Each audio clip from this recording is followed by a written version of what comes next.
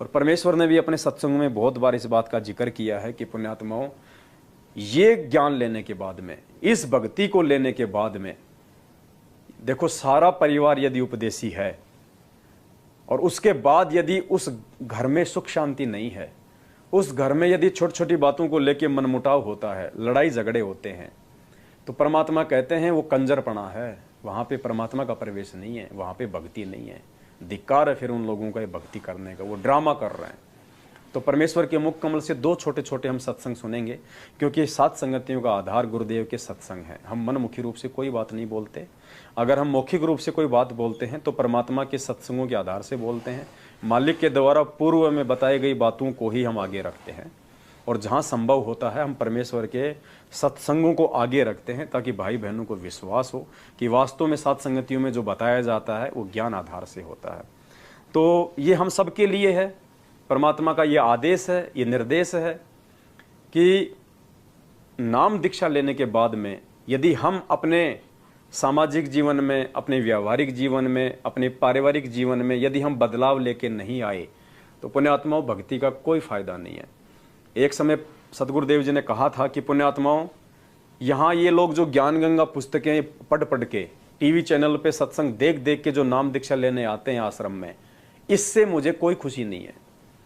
मुझे असली खुशी उस दिन होगी जब मेरे भक्तों के आचार विचार, उनके व्यवहार को देख के लोग यहाँ पे नाम दीक्षा लेने आएंगे कि यार भगत हो तो ऐसे, यार कौन है इनका गुरु, इस आदमी में इतना बदलाव, अरे ये तो एक नंबर का निकम्मा था, ये तो दारूबाज था, एक नंबर का भड़वा आदमी था, यार इसको क्या गुरु मिल गया, इसका तो जीवन ही बदल गया, इसका तो सब कुछ चेंज हो गया। इस आदमी में, ये तो एक नंबर का अकड़ू आदमी था, किसी को ये तो मतलब टेढ़े मुंह बोलता था, और ये अब इतना झुक के नमस्कार करता है, इतना अधीन नहीं इसके अंदर, कोई दो बात इसको बोल दो तो ये सुन के निकल जाता है, जबकि ये तो मारने काटने को तैयार हो जाता था। पुण्यात्माओं, हमारे उस व्यवहार को देख के जब लोग हमारे गुरु जी का एड्रेस पूछेंगे, उस दिन परमात्मा हमसे प्रसन्न होंगे। ये ज्ञान गंगा दे दे के तो अगर गुरु जी से अगर जुड़ रहे हैं तो उससे कोई प्रसन्नता नहीं है। और देख लो आज जैसे ही परमात्मा ने छोटी सी एक परीक्षा ली थी, छोटी सी बरवाला कांड के माध्यम से, ये ज्ञान गंगा पढ़ पढ़ के आने वाले जैसे आए थे, तूफान की तरह आए और आंधी की तरह गए, टिके वही हैं जो परमेश्वर के वचनों पे चले, जो कुछ ज्ञान को समझ के आए थे, जो भूत भगाने के लिए नाम लेने आए थे, बेटी की शादी करवाने के लिए नाम लेने आए थे, धन प्राप्ति के लिए नाम लेने आए थे, देखा देखी में ट्रॉली के पीछे लोम के आए थे, वो सब निकल लिए बरवाला कांड होते 50% से ऊपर तुरंत परमात्मा से दूर हो चुके थे। तो आज गिनी चुनी आत्माएं हैं सात संगतियों के माध्यम से, जो भाई बहन जो आज जुड़े हुए हैं वो परमेश्वर की विशेष आत्माएं हैं। बाकी तो सतलोक आश्रम मैनेजमेंट हरियाणा के पीछे लोग देखा देखी में भक्ति अपनी कर ही रहे हैं, 3 टाइम की आरती भी कर रहे हैं, सत्संगों में भी आते जाते हैं। उनके सत्संगों में कब गोलियां चल जाए, कब कौन सा देवीलाल मीणा मर जाए, कोई भरोसा नहीं है। कोरोना आया, कितने हजारों मर गए, एक्सीडेंट में रोज इनके सारनामी लोग मर रहे हैं, जो सतनाम से, जो रोहतक से सारनाम लेके आए थे। हर किसी के घर में लड़ाई झगड़े हैं, सारनाम लेके लोगों ने बीड़ी पीना शुरू कर दिया। क्यों? क्योंकि परमात्मा के वचन पे कोई नहीं रहा। इस मैनेजमेंट ने, गुरुदेव के कलयुगी परिवार वालों ने, उनके बेटा बेटी भाई बंधु रिश्तेदारों ने, उनके जेल जाने के बाद में काल प्रेरित होके सभी आत्माओं की मर्यादा तोड़वा दी। 6 महीने में बीजेपी को वोट, 6 महीने में कांग्रेस को वोट, जाट आरक्षण में भक्तों को बैठा दिया। बताओ, हम भक्तों को आरक्षण चाहिए भक्ति में, हम भक्तों को आरक्षण चाहिए सतलोक में, और हमें यहाँ पे 5% के चक्कर में हमारी भक्ति मर्यादा तोड़वा दी। बताओ, दुनिया लड़ रही है, उनको ज्ञान नहीं है। संतों का और भक्तों का तो वैसे ही 36 का आंकड़ा है। परमात्मा ने कितने प्यार से हमें एक सत्संग में समझाया, जगत और भगत के अंदर कितना दूरी होती है, भक्तों को सांसारिक लोगों से कितना बच के चलना चाहिए। कितना विस्तार से परमात्मा ने हमारे को बताया कि बच्चों, तुम्हारी अगर भक्ति बचेगी तो इस प्रकार से बचेगी। मालिक ने तो एक भगत को यहां तक आदेश दे रखा है कि आपको बेवजह जगत वालों के पास में उठना बैठना भी नहीं है। अपना चाहे अकेले में रहो, कहीं माड़ा कर लो, खेत में चले जाओ, परमात्मा के शब्द गा लो, किसी अपने किसी प्रेमी के पास चले जाओ, किसी भगत भाई के पास में, नहीं तो गुरुजी का सत्संग सुनो, आरती सुनो, मंत्र करो। परमात्मा ने कहा कि अनुपदेशी की संगति तुम्हें ले डूबेगी। कितनी सख्त हिदायत दी परमात्मा ने कि दुनिया सेती दोस्ती और पड़े भजन में भंग, एका एकी राम से के साधु के संग। मालिक कहते हैं दुनिया सेती दोस्ती, दुनिया में वो आ जाते हैं जो हमारे उपदेशी भाई बहन नहीं है, या जो गुरुदेव के बिल्कुल भी सत्संग नहीं सुनते हैं, वो आते हैं संसार में, वो दुनिया में आ जाते हैं। तो मालिक कहते हैं कि ऐसे लोगों के साथ में यदि तुम उठ बैठ रखोगे, तुम मित्रता रखोगे, तो मालिक कहते हैं दुनिया सेती दोस्ती पड़े भजन में भंग, तेरी भक्ति में बाधा उत्पन्न होगी होगी। फिर उसका क्या तरीका बताया परमात्मा ने, एकाएकी राम से, या तो तू अकेला अपने परमात्मा के सत्संग भजन सुमरण शब्द अपनी आरती में मस्त रह, या के साधु के संग, या अपने किसी भगत भाई बहन के साथ में बैठ, मालिक की साथ संगति कर, कोई ज्ञान चर्चा कर, कोई आपस में कोई भजन की बात कर, तो तू बच के रह सकता है, वरना काल तुझे नहीं छोड़ेगा। तो कितने प्यारे तरीके से परमात्मा ने 1.5 मिनट के सत्संग में हमारे को जो है निर्देशित किया है। भजन कबीरा दुनिया सेती दोस्ती ओए भजन में भंगे, एका एकी राम से कै साधु के संगे। बिना सत्संगी के पास बैठने में भी आपको पाप लगेगा, आपका भजन भंग हो सकता है। तो इसलिए बताया, या तो अपने सत्संगी द्वारा जा बैठे, या फिर अपना नाम पर लगा रहे। अगर आप किसी दूसरे के पास बैठोगे हुक्का पाड़ पे, तो जानते ने कहा लो पीड़ो ने मेरे यार, तो उन्होंने कहेगा ना मन तो छोड़ दिया, क्यों क्या हो गया भाई, नाम ले लिया, ओ तेरे की सोचू ये खा कर बिल्ली नो गए आज करन चाली, यानी 36 ताने मारेगा। और फिर नो कहेगा भाई काल न तो रोटी भी छुटवाओगे तेरी, यू नारा सत्संग देखा।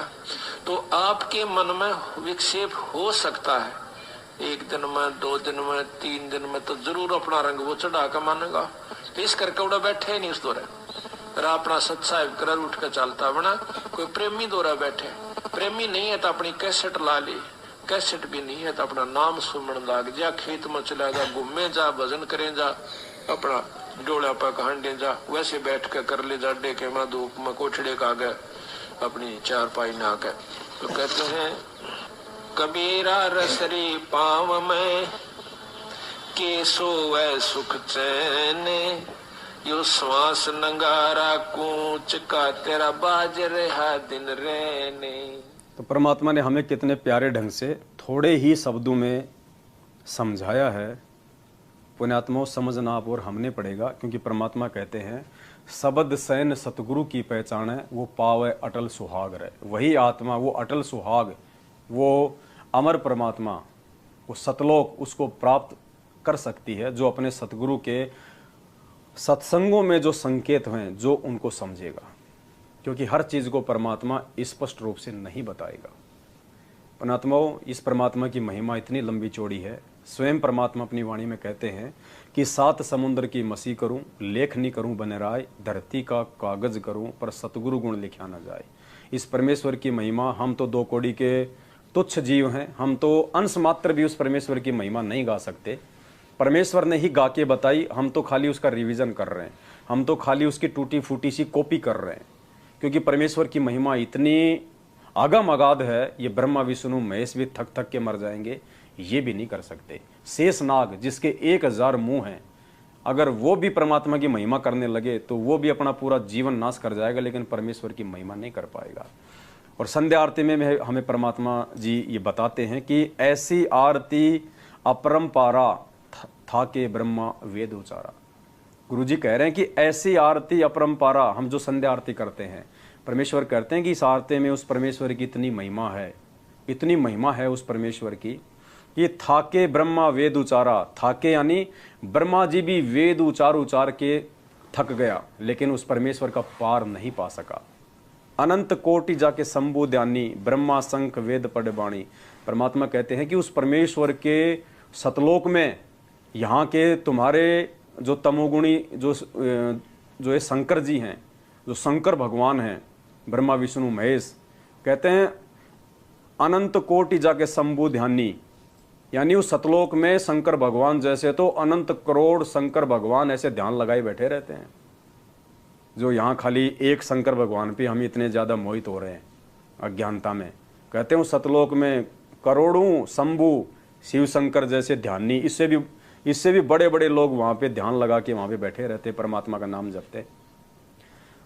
ब्रह्मा शंख वेद पड़वाणी, असंख्य ब्रह्मा वहाँ पे, जैसे यहाँ ब्रह्मा जी को चारों वेद दिए गए हैं, कहते हैं वहाँ पे ब्रह्मा जी जैसे असंख्य बड़ी बड़ी आत्माएं वहाँ पे वेदों का उच्चारण करती हैं। इंद्र अनंत मेघ रसमाला, इंद्र भगवान जैसे अनंत, गुरुजी ने सत्संग में बताया कि जो इंद्र देव है, जो जल का देवता है, इसके पास में 98 करोड़ मेघमाला है, 98 करोड़। और परमात्मा ने बताया कि एक मेघमाला यदि वो पूरी खोल दे तो पूरी पृथ्वी डूब जाए, और 98 करोड़ मेघमालाएं उसके पास में। तो परमात्मा कहते हैं ऐसे ऐसे इंद्र वहां पे परमात्मा के पानी भरते हैं उस सतलोक में। शब्द अतीत बिरद नहीं बाला, चंद सूरज जाके अनंत चिरागा। यहाँ तो एक चांद और एक सूरज पूरी पृथ्वी पर रोशनी कर रहे हैं, परमात्मा कहते हैं सतलोक में चंद सूरज जाके अनंत चिरागा, वहां पे दीपक की तरह जलते हैं अनंत करोड़ सूरज और चांद। शब्द अतीत अब अजब रंग बैना, अनंत कोटि जाके बाजे बाजे, वहां पे नाद बजती हैं, प्यारी प्यारी वहां पे धुन बजती हैं, अनंत करोड़। पूर्ण ब्रह्म अमरपुर साजे, 30 कोटि रामा अवतारी, सीता संग रहती नारी। 30 कोटि, 30 करोड़ तो रामचंद्र जी जैसे भी बड़ी बड़ी वहां पे शक्तियां हैं, 30 करोड़ से भी ज्यादा रामचंद्र जी जैसे भी बड़े बड़े महापुरुष उस सतलोक में परमात्मा का ध्यान करते हैं। सीता संग रहती नारी, और सीता जैसी औरतें। 3 पदम जाके भगवाना, सप्त नील कनवा संग जाना। 30 कोटि सीता संग चेरी, सप्त नील राधा दे फेरी। यहाँ पे जो हम राधे राधे करते हैं, राधा जी कहते हैं सप्त नील, जैसे गोवर्धन की फेरी लगाते ना, वैसे परमात्मा कहते हैं सप्त नील राधा वहां पे फेरी लगाती है वहां परमात्मा के उस सतलोक में। इकाई दहाई सैकड़ा हजार 10,000 लाख 10 लाख करोड़ 10 करोड़ अरब 10 अरब, शंख 10 अरब, पदम 10 पदम, शंख 10 पदम, नील 10 नील, इतनी। और यहाँ पे एक राधा, उसके लिए राधे राधे हो रही है। यहाँ पे ये महिमा बताई जा रही है वहां की संध्या आरती में। जाके अर्ध रूम पर सकल पसारा, ऐसा पूर्ण ब्रह्म हमारा। यह महिमा गाई जा रही है परमात्मा की कि उस परमेश्वर के, वो सतलोक का राजा, वो सतगुरु रामपाल जी भगवान, वो परमेश्वर, वो कबीर जी, जो आज अपने रूप को हल्का करते हुए सतगुरु रामपाल जी भगवान के स्वरूप में इस पृथ्वी पे अवतरित हैं, वे प्रकट हैं। परमात्मा कहते हैं जाके अर्ध रूम पर सकल पसारा, जिसके आधे बाल के बराबर पूरी सृष्टि है, ऐसा पूर्ण ब्रह्म हमारा।